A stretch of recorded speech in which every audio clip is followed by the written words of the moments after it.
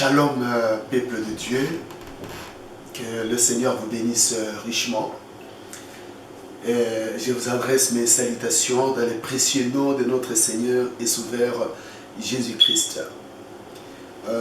Je suis votre humble serviteur, l'évangéliste Loma Okito Dieudonné, et je vous souhaite mes meilleurs vœux de bonheur, de prospérité, tant bien spirituel que physique ou matériel, pour cette année 2016. Que vous prospériez en tous égards, comme prospère l'état de vos âmes. Et pour cette année 2016, dans laquelle je viens de commencer un travail d'évangélisation au travers le net. Donc je crois que beaucoup tomberont sur ces vidéos et seront bénis, seront éclairés. Et comme il est écrit, lève-toi et sois éclairé, car ta lumière est arrivée. Ça veut dire que la lumière, c'est l'évangile, la lumière, c'est la parole révélée, c'est la parole révélée à ton jour.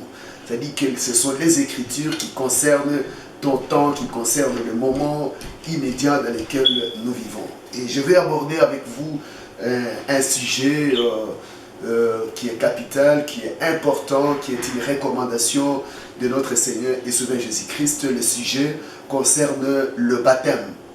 De quel baptême avez-vous donc été baptisé? Voyez, et je crois qu'en tant que fils de Dieu, croyants, nous devons faire comme les disciples de Bérée, c'est-à-dire de vérifier les Écritures et de voir si quelqu'un ne parle pas le langage de la Bible, et tout ce qui est rajouté doit être mis à la poubelle. Donc peu importe la manière dans laquelle nous avons été baptisés, si cela n'est pas biblique, cela n'est pas correct, et nous devons prendre cela et jeter cette expérience-là dans la poubelle, puisque la Bible dit que le ciel et la terre passeront, mais la parole de Dieu demeure. Vous voyez, la parole de Dieu, les hommes passeront, le ciel, la terre passeront, mais la parole de Dieu demeure, puisque Dieu ne change pas dans sa façon de faire et dans sa nature. Et pour être Dieu, il doit garder sa parole. Il doit tenir sa parole, sinon il ne serait pas Dieu. Vous comprenez? Donc Dieu n'est pas en train d'évoluer. Il n'est pas en train de se perfectionner. Il est déjà parfait. Et ce qui est dit dans l'Écriture, dans la Bible, est parfait. Et c'est ainsi que vous allez ouvrir avec moi votre Bible dans le livre de Marc, chapitre 16. Dans Marc chapitre 16, verset 15, il est écrit, donc c'est Jésus qui parle à ses disciples après sa résurrection. Après sa résurrection, il donne les dernières recommandations à ses disciples. Et j'aimerais lire avec vous un peu plus haut. Donc, Marc 16, verset 12. Après cela, ils apparurent sous une autre forme à deux d'entre eux qui étaient en chemin pour aller à la campagne. Ils rêvèrent l'annoncer aux autres qui ne l'écrirent pas non plus. Enfin, ils apparurent aux 11 pendant qu'ils étaient à table, et il les reprocha de leur incrédulité et la dureté de leur cœur, parce qu'ils n'avaient pas cru ce qu'il avait vu ressusciter. Écoutez bien attentivement, et au verset 15, il est dit, puis il leur dit, allez par tout le monde, prêchez la bonne nouvelle à toute la création. Celui qui croira et qui sera baptisé sera sauvé, et celui qui ne croira pas sera condamné. Donc, la mission que nous avons reçue en tant que serviteurs de Dieu, en tant que croyants, en tant que disciples de Jésus, c'est d'aller par tout le monde, d'annoncer la bonne nouvelle. Et la bonne nouvelle, c'est que Christ a vaincu la mort. Il est ressuscité le 3e jour. Et si tu crois qu'à sa mort, il a porté tes péchés, il a porté tes maladies, il a porté tes iniquités, il a porté tes transgressions et qu'il a porté sur lui tes iniquités, si tu le crois de tout ton cœur, qu'il est ressuscité d'entre les morts, alors tu seras, mais tu es sauvé. Puisqu'il est dit comme ceci dans Jean 3,16, car Dieu a tant aimé le monde et qu'il a donné son Fils unique, afin que quiconque croit en lui ne périsse point, mais qu'il ait la vie éternelle. C'est-à-dire qu'une vie qui ne s'arrêtera point. Et la seule forme de vie éternelle qui existe, c'est Dieu lui-même. C'est ce qu'on appelle ici le Zoé. Dieu, la vie éternelle. Et la vie éternelle, c'est le Zoé, c'est la vie même de Dieu. Et tu ne peux pas vivre éternellement si tu n'as pas reçu une partie, une portion de Dieu en toi. Et en recevant Christ dans ton cœur comme Seigneur et Sauveur, alors tu as la vie éternelle. Pas tu l'auras, mais à l'instant même où tu l'acceptes, tu as la vie éternelle. Et cette recommandation que nous avons reçue d'aller partout le monde, d'aller propager l'évangile, puisqu'il est dit, cette bonne nouvelle du royaume sera prêchée partout dans le monde, après quoi viendra la fin. Et ainsi, il est écrit, puis il leur dit, allez partout dans le monde, prêchez la bonne nouvelle à toute la création. Celui qui croira et qui sera baptisé sera sauvé. Croire et être baptisé. Mais de quel baptême est-ce que tu as été baptisé? Et c'est sur cela que je vais lever cet équivoque en lisant la parole de Dieu avec vous ensemble. Si vraiment tu es un lecteur de la Bible, un adepte de la Bible, donc tu découvriras la vérité et la vérité va t'affranchir. Et un enfant de Dieu humble ne peut pas persister dans l'erreur s'il découvre qu'il est en erreur. Alors qu'est-ce qu'il fait? Il accepte simplement et il se remet à la parole de Dieu et il se remet à jour. Et ainsi, donc, on va voir d'où vient l'erreur dans laquelle beaucoup d'entre nous se sont glissés et beaucoup d'églises se sont glissées, surtout les églises de réveil, les églises protestantes, les églises méthodistes, baptistes et toutes ces dénominations, on va voir comment l'erreur s'est glissée dans leur vie, dans leur pratique du baptême. Donc on va aller dans Matthieu chapitre 28. Matthieu chapitre 28, verset 19. Il est écrit comme ceci. Je vais commencer à partir du verset 16. Les 11 disciples allèrent à Galilée, sur la montagne où Jésus les avait désignés. Quand ils les virent, ils se prosternèrent devant lui, mais quelques-uns eurent des doutes. Jésus s'étant approché, leur parla ainsi. Tout pouvoir m'a été donné dans le ciel et sur la terre. Allez, faites de toutes les nations des disciples, les baptisant au nom du Père, du Fils et du Saint-Esprit. Ok, suivez bien avec moi. Allez, faites de toutes les nations, verset 19, les nations, les disciples, les baptisant au nom du Père, du Fils et du Saint-Esprit. Ça, c'est Jésus qui recommande, qui donne une recommandation aux disciples d'aller prêcher la bonne nouvelle. Et Pierre nous a dit simplement, celui qui sera baptisé, c'est Marc, celui qui croira et qui sera baptisé sera sauvé. Et nous voyons ici que la Bible ne se contredit pas, mais la Bible se complète. Et Matthieu nous donne un autre détail dans lequel il est dit, allez faire de toutes les nations mes disciples, baptisez-les au nom du Père, du Fils et du Saint-Esprit. Et nous pouvons voir qu'après cela, Jésus leur a dit, avant d'aller prêcher, ne sortez pas encore de Jérusalem, attendez la promesse du Père, attendez le Saint-Esprit, puisqu'il est écrit dans Jean 16, attendez. Il dit, quand il viendra le Saint-Esprit, il vous conduira dans toute la vérité. Donc, il ne pouvait pas aller prêcher l'évangile sans avoir reçu le Saint-Esprit au préalable. Ainsi, nous allons prendre, avec moi, vous allez prendre dans le livre des Actes des Apôtres, dans le livre des Actes des Apôtres, Actes chapitre 1er.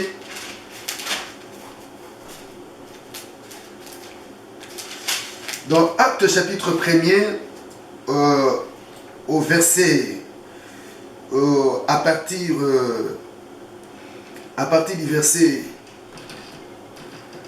verset 4, comme il s'est trouvé avec eux, il est recommandant de ne pas s'éloigner de Jérusalem, mais d'attendre ce que le Père avait promis. C'est que je vous ai annoncé l'air, dit-il. Car Jean a baptisé d'eau, mais vous, dans peu de jours, vous serez baptisés du Saint-Esprit.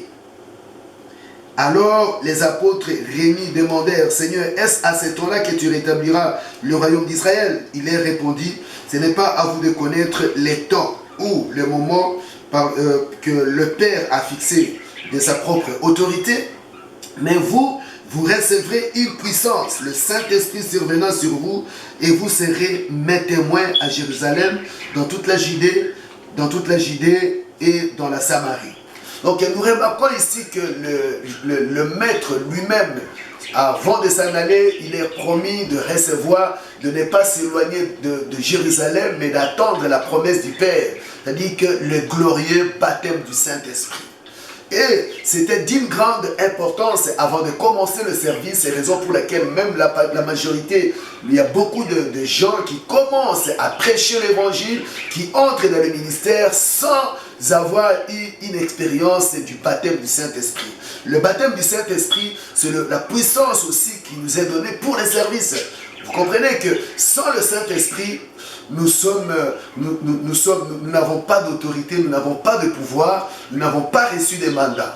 Ainsi, les disciples ont dû attendre 10 jours dans un même lieu où quand ils étaient restés dans la chambre haute en train d'attendre le glorieux baptême du Saint-Esprit. Puisque le Saint-Esprit, c'est le guide. Le Saint-Esprit, c'est l'enseignant. Le Saint-Esprit, c'est l'instituteur. C'est lui qui est l'interprète des Écritures, puisque la Bible dit que toute Écriture a été inspirée. Amen. Toute Écriture a été inspirée de Dieu. Voyez. Ainsi, c'est lui qui inspire les Écritures sur le Saint-Esprit. Et voilà pourquoi maintenant, les choses commencent un peu à se clarifier. Et donc, on va voir encore un peu. Alors, au verset 12, alors ils retournèrent à Jérusalem de la montagne appelée des Oliviers, qui était de Jérusalem en distance de demi-chemin. Quand ils furent arrivés, ils montèrent dans la chambre haute, où ils s'éteignaient d'ordinaire, c'était Pierre, Jacques, et ainsi de suite. Vous voyez que quand ils se sont séparés, qu'ils ont vu Jésus monter, dérobé par la nuée, alors ils retournèrent à Jérusalem selon la recommandation que le Seigneur a donnée et ils montèrent dans la chambre haute. Et dans la chambre haute, nous voyons ici dans Actes chapitre 2, les jours de la Pentecôte, ils étaient tous ensemble dans un même lieu. Tout à coup, il vint du ciel un bruit comme celui d'un vent impétueux et remplit toute la maison dans laquelle ils étaient. Des langues semblables à des langues de feu leur apparurent séparées les uns des autres et se posèrent sur chacun d'eux. Donc, et puis 10 jours après, le Saint-Esprit descend, c'était le jour de la Pentecôte. Après l'expiation, le jour de la Pentecôte, le Saint-Esprit descendit et des langues semblables à des langues de feu se posèrent sur chacun d'eux. Et c'était la puissance, le puissant baptême du Saint-Esprit, ce qui a transformé leur vie, ce qui a enlevé la timidité, ce qui a enlevé le facteur de ne pas être intellectuel ou de n'avoir pas étudié, ne comptait plus, puisque le Saint-Esprit était leur intelligence. Ainsi, nous voyons ici, dans Actes chapitre 2, maintenant le verset 38, donc nous arrivons au cœur de notre sujet, Acte 2, chapitre 37. Et après que Pierre ait pu prêcher la première prédication, Quand les gens ont vu qu'ils étaient remplis du Saint-Esprit, les gens pensaient qu'ils étaient ivres de vin doux, et Pierre leur dit que ce n'était pas le vin, puisque c'est la 9e heure, et que c'était la promesse selon Joël 2,28, dans laquelle, dans le dernier jour, je répandrai mon esprit sur toute chair. Vos fils et vos filles prophétiseront, vos jeunes gens auront des visions, et vos vieillards auront des songes. Vous voyez? Et nous voyons ici dans Acte 2, chapitre 37, après avoir entendu ce discours, ils eurent les cœurs vivement touchés et ils dirent à Pierre et aux autres apôtres, « Hommes frères, que ferons-nous » Après avoir entendu le discours de Pierre et qu'ils aient le cœur vivement touché comme chacun de nous, quand il écoute l'évangile, et il sent qu'il est coupable et qu'il a mené une vie de pécheur et qu'il est né dans l'iniquité et que sa vie ne lui emmènera rien du tout et que sa vie naturelle, adamique, le conduira à la mort. Alors il a besoin d'une nouvelle vie. Et la vie qui est la vie Zoé, la vie de Dieu, l'Esprit de Dieu en lui, qui doit maintenant prendre en charge son âme et changer, sortir les impuretés et changer sa vie, le changer de ténèbres à la lumière. Et ainsi, ils ont posé à Pierre la question, « Homme frère, que ferions-nous pour être sauvés ?» Et Pierre leur déclara, écoutez ce que Pierre a dit.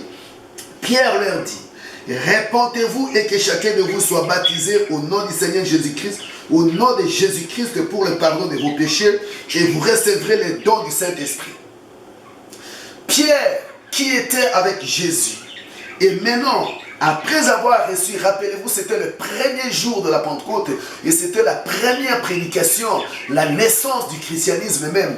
Et là, Pierre leur dit, répentez-vous et que chacun de vous soit baptisé au nom du Seigneur Jésus-Christ pour le pardon de vos péchés, et vous recevrez les dons du Saint-Esprit. Maintenant, pour tirer cette affaire au clair, Matthieu chapitre 28.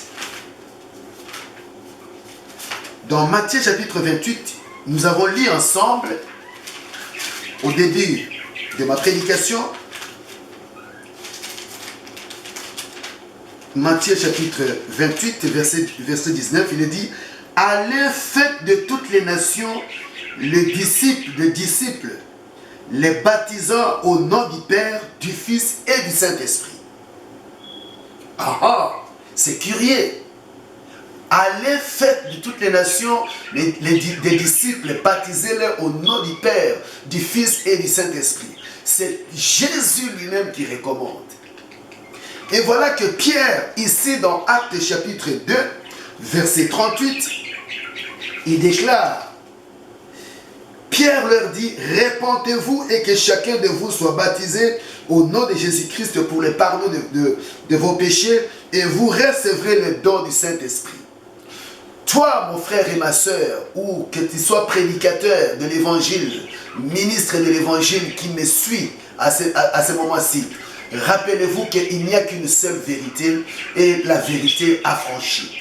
Jésus recommande de baptiser au nom du Père, du Fils et du Saint-Esprit. Et voilà que Pierre, qui a écouté les instructions, lui ordonne que les gens soient baptisés au nom de Jésus-Christ pour le pardon de leurs péchés, et ils recevront les dons du Saint-Esprit. Il semble qu'il y a contradiction, si nous regardons à la lumière des Écritures, entre ce que Jésus a dit et ce que Pierre a déclaré. Mais laisse-moi te dire, ma soeur, qu'il n'y a pas contradiction. On a besoin de la révélation. Puisque nous savons dans les livres des Éphésiens, il est écrit que nous avons été bâtis sur les fondements. L'Église a été bâtie sur les fondements des apôtres et des prophètes, dont Jésus-Christ lui-même étant la pierre angulaire. Donc, nous devons suivre les traces des prophètes et des apôtres, et Jésus-Christ lui-même Jésus-Christ lui-même étant la pierre angulaire. Et nous voyons aussi que Jésus a recommandé dans Jean chapitre 17, quand il faisait la prière sacerdotale, Et il a déclaré comme ceci que je prie aussi pour ceux qui croiront en moi par leurs paroles. Ceux qui croiront en moi par leurs paroles. Dans Jean chapitre 17, le verset, je vous en donnerai plus tard.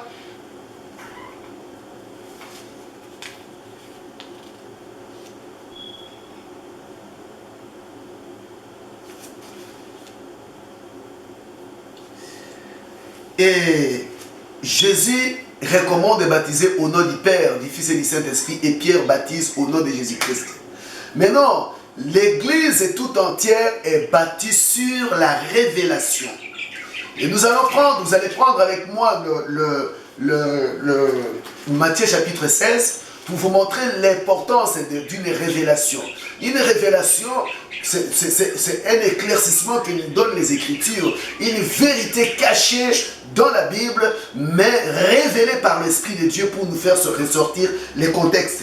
Et je vais prendre avec vous Matthieu chapitre 16. Matthieu chapitre 16, à partir du verset 13. Jésus étant arrivé au territoire de Césarée, de Philippe demanda à ses disciples, qui dit-on que je suis moi le Fils de l'homme? Ils répondirent, les uns disent tu es Jean-Baptiste, les autres Élie, et les autres Jérémie, et les autres ou l'un des prophètes. Et vous, leur dit-il, qui dites-vous que je suis? Jésus pose la question après avoir arrivé dans le territoire de Césarée à ses disciples. Il leur pose la question, qui dites-vous que je suis? Et puisque les uns disent que je suis Jérémie, les autres disent que je suis l'un des prophètes. Mais vous, mes disciples, qui suis-je devant vous? Et voilà maintenant que écoutez la réponse. Et Simon-Pierre répondit, tu es le Christ, le Fils du Dieu vivant. Tu es le Christ, le Fils du Dieu vivant. Jésus reprenant la parole et lui dit, tu es heureux, Simon, fils de Jonas, car ce ne sont pas la chair et le sang qui t'ont révélé cela, mais c'est mon Père qui est dans les cieux. Et moi je te dis, tu es Pierre, sur cette pierre, je bâtirai mon église, et les portes de séjour de mort ne se prévaudront point contre elle. Et tu es Pierre, et je te donnerai les clés du royaume des cieux. Ce que tu lieras sur la terre sera délié dans les cieux, et ce que tu délieras sur la terre sera délié dans les cieux. Et nous revoyons ici comment dans Matthieu chapitre 16, Jésus pose la question, qui dites-vous que je suis? Et Pierre, le même Pierre qui a prêché le premier sermon, qui a ouvert le christianisme par sa première prédication, nous le voyons déclarer maintenant, tu es le Christ, le Fils du Dieu vivant. Et Jésus lui dit, tu es heureux, Simon-Pierre, fils de Jonas, car ce n'est pas la chair et le sang qui t'ont révélé cela, mais ce n'est pas la chair et le sang. C'est-à-dire, ce n'est pas l'homme, ce n'est pas une école de théologie, ce n'est pas dans les séminaires que tu as reçu cela, mais c'est par la révélation de Jésus-Christ, par la révélation que tu as reçu cela, que mon Père t'a révélé. Amen. Tu es Pierre, et sur cette pierre, tu es Pierre, et sur cette révélation, sur cette pierre, tu es Pierre, et sur ces rocs. Le roc, c'est la révélation, c'est Christ. Voyez, c'est-à-dire que l'Église tout entière est bâtie sur la révélation. Ce n'est pas dans les enseignements théologiques, ce n'est pas dans les opinions des hommes, ce n'est pas dans les sentiments ou dans les credos, dans les dogmes, mais l'Église est bâtie sur la révélation de qui est Christ. Et nous voyons ici, pour vous montrer ici que c'est par la révélation qu'on connaît les Écritures. Et Pierre, et c'est le Saint-Esprit qui donne la révélation. Et nous voyons ici que dans le livre de Matthieu, Jésus a dit, baptisez-les au nom du Père, du Fils et du Saint-Esprit. Or, vous et moi, nous savons bien, en tant que humainement parlant, nous savons que le Père, ce n'est pas un nom. Et le Fils, ce n'est pas un nom. Le Saint-Esprit, ce n'est pas un nom. Puisque si je dirais, quel est le nom de ton père, quel est le nom de ta mère, quel est le nom de ton fils, Voyez, donc le Fils a un nom, le Père a un nom, et l'Esprit a un nom. Et c'est comme Jésus leur a donné un énigme, et il leur a dit de ne pas sortir de Jérusalem jusqu'à ce que vienne le révélateur, le Saint-Esprit, jusqu'à ce que vienne l'inspirateur, celui qui inspire, le Saint-Esprit, jusqu'à ce que vienne celui qui conduit, les guide, le Saint-Esprit, celui qui a franchi, le Saint-Esprit. Et s'il vient, et il va les éclairer sur les Écritures. Et voilà que maintenant, Jésus-Christ est venu, le Saint-Esprit étant venu le jour de la Pentecôte, et il a révélé à Pierre quel est le nom du Père, du Fils et du Saint-Esprit, c'est le nom de Jésus-Christ. Les noms du Père, du Fils et du Saint-Esprit, c'est Jésus-Christ. Raison pour laquelle, frères et sœurs, si tu as reçu un baptême trinitaire, et le mot même Trinité n'existe pas dans la Bible, tu peux prendre cette Bible ici et fouiller de Genèse à l'Apocalypse, tu ne trouveras pas le mot Trinité, puisque le mot Trinité c'est un mot d'origine catholique, de pères catholiques qui ont inventé ce mot Trinité. Mais le mot Trinité n'est pas biblique, mon frère, ma soeur. Et nous, la Bible dit dans le livre d'Apocalypse, n'ajoutez rien et ne retranchez rien. Prenez simplement ce que disent les Écritures et c'est là qu'il y a la vie. Voyez. Et voilà que l'apôtre Pierre dit, baptisez, répentez-vous et que chacun de vous soit baptisé au nom de Jésus-Christ pour les pardons des péchés, de vos péchés. Donc nous allons voir que le Jéhovah de l'Ancien Testament, c'est Jésus-Christ du Nouveau Testament. Les Juifs n'adorent pas trois dieux. Tu ne peux pas diviser Dieu en trois morceaux et le faire avaler à un juif. Il est écrit, écoute, ô Israël, l'Éternel ton Dieu est unique. Voyez, tu l'adoreras lui et lui seul. Raison pour laquelle Dieu a été, la Bible dit, au commencement était la parole était avec Dieu et la parole était Dieu. Et la parole a été faite chair. C'est ainsi que la question de baptême est liée également à la divinité de Jésus-Christ, à l'aspect divin de Christ. Dieu, Jésus n'était pas simplement un homme, il était 100% homme, mais il était 100% Dieu. Il était l'enveloppe qui voilait Dieu. Et remarquez que quand Dieu a rencontré Moïse dans la colonne de feu, quand Dieu a rencontré Moïse dans le buisson ardent, le buisson ardent n'était pas Dieu, mais Dieu s'est manifesté sous forme. Il a pris la forme de la colonne de feu, du buisson ardent, d'un feu. Mais Dieu n'est pas un feu. Et si vous remarquez également que, vous pouvez remarquer également que quand nous disons qu'au commencement était la parole était avec Dieu et la parole était Dieu, Dieu a pris la forme humaine, il s'est revêtu de la chair humaine. Voyez, puisqu'il devrait être un parent rédempteur. Voyez, ça c'est encore un autre sujet que je ne voudrais pas aborder avec vous maintenant, puisque je vous donne les ABC, afin que vous puissiez saisir réellement comment le baptême au nom de Jésus-Christ est lié à la divinité suprême de notre Seigneur et Sauveur Jésus-Christ. Et je peux vous prouver, la Bible à l'appui, qu'aucune personne dans la Bible n'a été baptisée au nom du Père, du Fils et du Saint-Esprit. Tous les disciples ont baptisé au nom de Jésus-Christ. C'est lui qui est mort pour toi et c'est lui qui est ressuscité et qui t'a redonné la vie. Puis afin que quand il est monté au ciel, la vie qui était en lui est descendue sous forme du Saint-Esprit en fait de pouvoir te conduire en tant qu'un agneau de Dieu. Ainsi, vous pouvez relire Acte 2, 38 et vous verrez cela. Et j'aimerais prendre avec vous quelques autres écritures qui traitent du sujet dans lesquels les gens ont été baptisés au nom de Jésus-Christ. Donc, prenons Acte chapitre 8, verset 12. Acte chapitre 8, verset 12.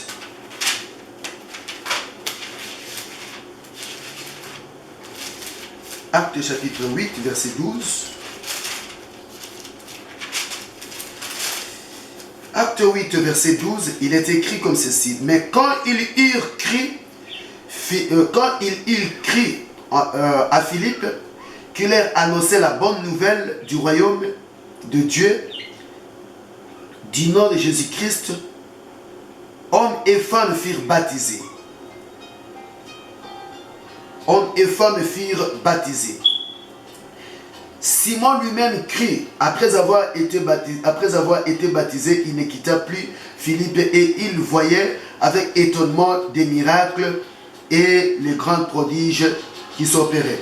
Ainsi, nous pouvons voir ici comment, dans Acte 8, 12, mais quand ils eurent crié à Philippe qu'il leur annonçait la bonne nouvelle du royaume et du nom de Jésus-Christ, hommes et femmes furent baptisés. Et nous pouvons encore prendre Acte 10, 48. Acte 10, 48. Acte 10, 48, il est écrit, il ordonna qu'ils furent baptisés au nom du Seigneur, sur quoi ils prièrent de rester quelques jours près d'eux.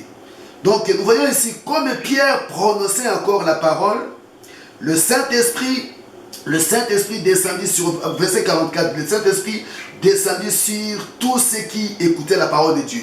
Donc ici c'est dans la maison de Corneille, quand Corneille a eu une vision et qu'il devrait écouter, il a envoyé des gens pour chercher Pierre, et quand Pierre prononçait encore la parole, le Saint-Esprit descendit sur les disciples, le Saint-Esprit descendit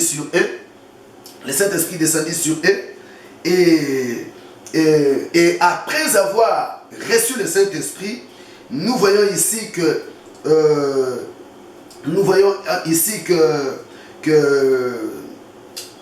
Pierre, dont nous avons reçu, j'ai reçu un appel de quelqu'un qui voudrait se renseigner, mais nous allons lui répondre.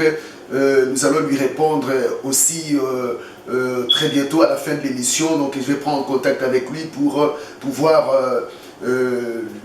l'informer. Donc ceux qui veulent poser des questions, et si vous avez des questions, c'est 0487 242 099, 0487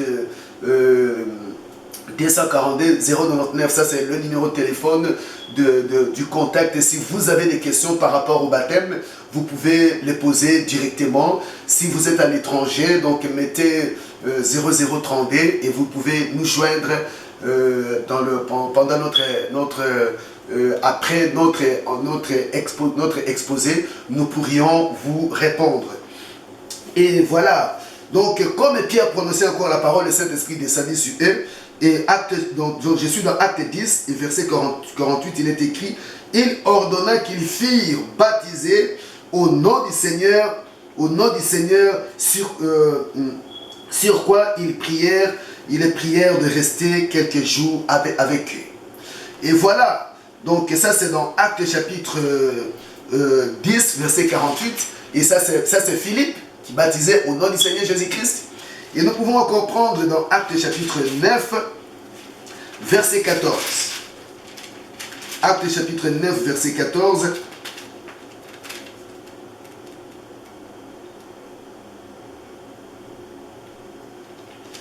Acte chapitre 9, verset 14.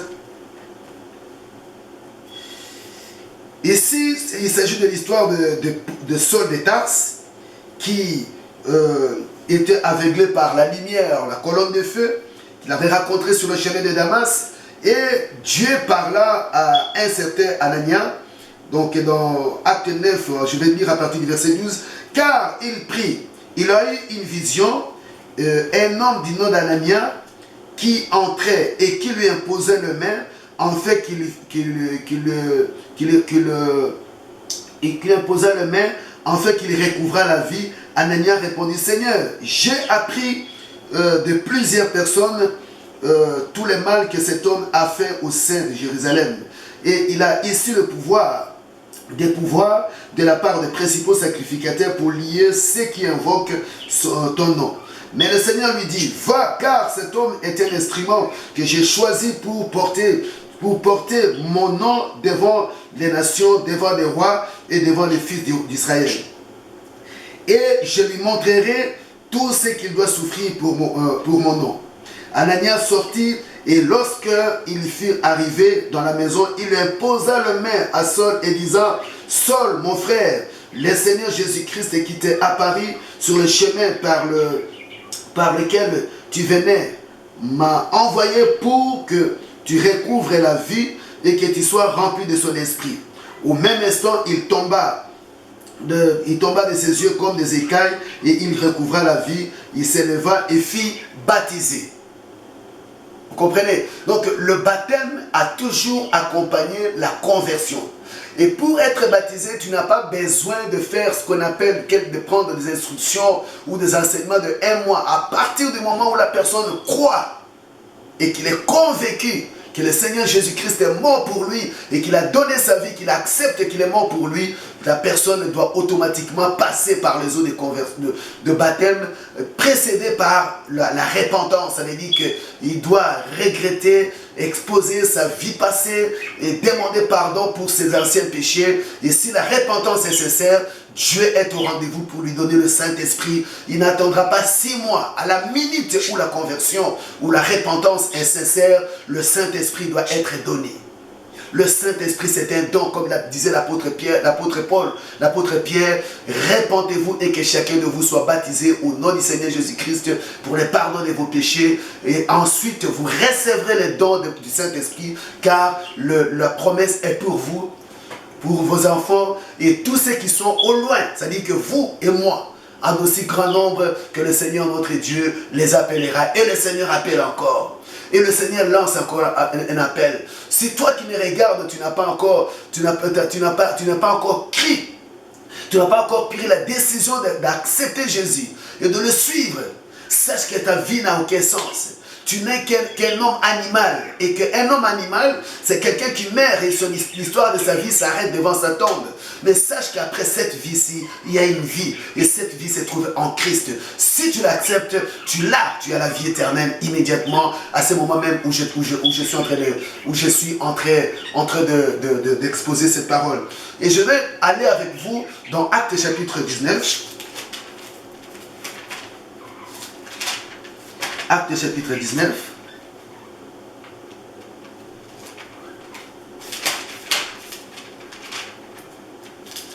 Actes chapitre 19. Pendant qu'Apollos était à Corinthe, Paul, après avoir parcouru les hautes provinces d'Asie, arriva à Éphèse et ayant rencontré quelques disciples, il leur dit, « Avez-vous reçu le Saint-Esprit quand vous avez cru ?» Et il leur répondit, « Nous n'avons même pas entendu dire qu'il y ait un Saint-Esprit. » Il dit, de quel baptême avez-vous donc été baptisé? De quel baptême avez-vous donc été baptisé? Et moi, je peux vous dire une chose. Est-ce que c'est un baptême trinitaire au nom du Père, du Fils et du Saint-Esprit, ou au nom de Jésus-Christ, c'est celui qui est mort pour toi au calvaire? Voyez, ne dis pas non, je vais me faire baptiser 2 fois. Ce n'est pas 2 fois. Puisque l'autre est nul, puisque ça n'a pas été fait conformément à la parole de Dieu. Cela doit être annulé et tu dois maintenant l'accepter et être baptisé dans le vrai baptême, par immersion dans l'eau. Et ce n'est pas par aspersion un peu d'eau, mais par immersion dans l'eau. Et après quoi tu recevras, on évoquera le nom du Seigneur Jésus-Christ sur toi. Il leur dit, de quel baptême avez-vous donc été baptisé? Il est répondu, du baptême de Jean. Alors Paul dit, Jean a baptisé du baptême de repentance, disant au peuple de croire à celui qui venait après lui, c'est-à-dire Jésus-Christ, c'est-à-dire Jésus. Sur ces paroles, ils firent, verset 5, 19, verset 5, sur ces paroles, ils firent baptiser au nom du Seigneur Jésus. Lorsque Paul leur eut imposé les mains, le Saint-Esprit vint sur eux et ils parlèrent en langue et prophétisèrent. Ils étaient tous environ 12 hommes. Tu vois, mon frère, que ce n'est pas à longueur de parler, mais les Écritures parlent d'elles-mêmes. Voyez, la Bible est claire. Et je vais te dire et te supplier, au nom du Seigneur Jésus-Christ, de rejeter les faux enseignements que tu as reçus il y a longtemps. de rejeter le faux baptême que tu as reçu il y a longtemps et de chercher un homme de Dieu dans la vie dans laquelle tu es et dans les proximités dans lesquelles tu es et qui puisse te baptiser au nom, en invoquant le nom du Seigneur et Sauveur Jésus-Christ sur toi, puisque c'est le nom qui a été donné aux hommes. Il n'y a aucun nom qui a été donné par les hommes pour être sauvé, que le nom du Seigneur et Sauveur Jésus-Christ. Et je vais te donner quelques avertissements en allant dans les livres de Timothée, non, dans les livres de Galates. Galates chapitre 1er verset 8. Donc Galates 1er chapitre 8. Je vais commencer à partir du verset 6. C'est l'apôtre Paul qui parle. C'est lui qui a baptisé dans Actes chapitre 19. Et écoutez ce qu'il dit à Timothée. Je mets dans le livre de Timothée, de Galates, chapitre 1er, verset 6. Je m'étonne que vous soyez détournés si promptement de celui qui vous a appelé par la grâce de Christ pour passer à un autre évangile. Non pas qu'il y ait un autre évangile, mais qu'il y a des gens qui vous troublent et qui veulent renverser l'évangile de Christ. Mais quand nous-mêmes, ou quand un ange du ciel annoncera un autre évangile que celui que nous vous avons annoncé, qu'il soit anathème, c'est-à-dire qu'il soit maudit. Nous l'avons dit précédemment, verset 9, et je le répète en cette heure. Si quelqu'un vous annonce un évangile, si quelqu'un vous annonce un autre évangile que celui que vous avez reçu, qu'il soit anathème. Et maintenant, est-ce la faveur des hommes que je désire ou celle de Dieu? Alléluia. Gloire à l'Éternel. Merci Seigneur, puisque les Écritures sont plus éloquentes pour nous libérer de nos forteresses, de mauvaises connaissances, de mauvais enseignements que nous avons reçus, puisque nous devons recevoir un enseignement biblique donné par la révélation, puisque c'est un autre sujet que nous aborderons. Nous sommes censés retourner aux enseignements des apôtres, qui est le fondement, les bases même des enseignements dans lesquels nous devons suivre. Vous savez que le feu, que quand Élie a rétabli l'autel, ça veut dire qu'il a mis les 12 pierres qui représentent les 12 enseignements des apôtres. Quand il a rétabli les 12 pierres et que l'autel était rebâti complètement, donc totalement de la bonne manière, le feu, c'était question de minutes pour que le feu tombe. Mais des fois, nous ne recevons pas le véritable authentique baptême du Saint-Esprit, puisque l'autel n'est pas rétabli, puisque le baptême n'est pas prêché de la bonne manière. Nous n'avons pas basé nos enseignements sur les vrais enseignements qui sont les enseignements du Christ, les enseignements des apôtres qui sont nos pères dans la foi. Et nous sommes censés retourner aux enseignements de nos pères, qui sont les apôtres, Sortez de Babylone, sortez de la confusion, sortez des mauvais enseignements, sortez des systèmes ecclésiastiques, sortez des dénominations et des organisations. Dieu n'est pas une organisation, n'est pas un catholique, un protestant, un méthodiste. Dieu est caché dans sa parole. Si tu cherches Dieu, Dieu est dans sa parole. Et si tu veux le rencontrer, il se manifeste à toi, il se manifestera à toi en tant que la parole. Amen. Je vais répéter ceci avant de clôturer et de prier avec vous. Mais quand nous-mêmes, donc 1 Galates chapitre 1er verset 8, mais quand nous-mêmes, quand un ange du ciel annoncerait un évangile, un autre évangile que celui que nous vous avons prêché, qu'il soit anathème. C'est-à-dire, Paul dit, même si moi-même, Paul, je vous prêche aujourd'hui, et je reviens avec un autre évangile, que je sois maudit. Et même si un ange, puisque Satan peut se déguiser en ange de lumière, mais s'il ne parle pas cette parole ici, il faut mettre ça dans la poubelle. S'il ne parle pas le langage de la Bible, il faut mettre ça dans la poubelle. Et nous l'avons précédemment dit, et je le répète, à cette heure. Si quelqu'un vous annonce un autre évangile que celui que vous avez reçu, qu'il soit anathème. Mon frère, ma soeur, ce n'est pas question de sentiments. L'évangile n'est pas question de sentiments. Tu vas aller en enfer à cause des sentiments. Tu vas aller en enfer à cause des relations. Oh non, j'ai une relation avec tel pasteur, puisque mon pasteur c'est un grand monsieur, un grand nom. Si ce qui te dit n'est pas la parole, il faut quitter cet homme-là. S'il ne répète pas les Écritures, il faut quitter cet homme-là puisqu'il faut s'attacher à la parole de Dieu et non pas à des individus et à des hommes et à leurs doctrines, à leurs faux enseignements. Et d'ailleurs, dans le dernier livre de la Bible, Apocalypse chapitre 22, il est écrit, dans verset 19, si quelqu'un retranche quelque chose des paroles du livre de cette prophétie, Dieu rattrachera aussi sa part de l'arbre de vie et de la ville sainte décrit dans ses livres. Celui qui atteste...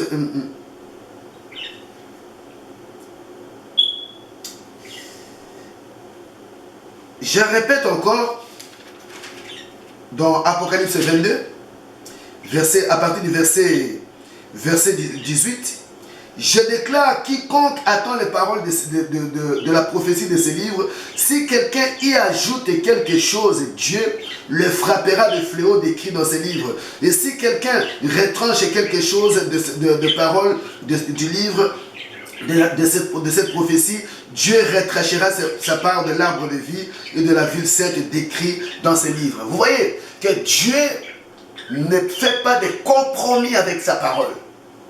Dieu ne fait pas de compromis avec sa parole. N'ajoutez rien et ne retranchez rien. Nous mangeons le pain sans levain, sans le levure. Ça veut dire que Christ n'est pas le pain ajouté avec du levure, mais c'est le pain simple, sans levure. Et quand il disait que faites attention au levain, il disait aux apôtres de faire attention aux enseignements de pharisiens qui n'étaient pas conformes à la Bible. Voilà, mon frère, ma soeur, nous ne devons pas nous attacher au baptême trinitaire. Le mot Trinité n'est pas biblique.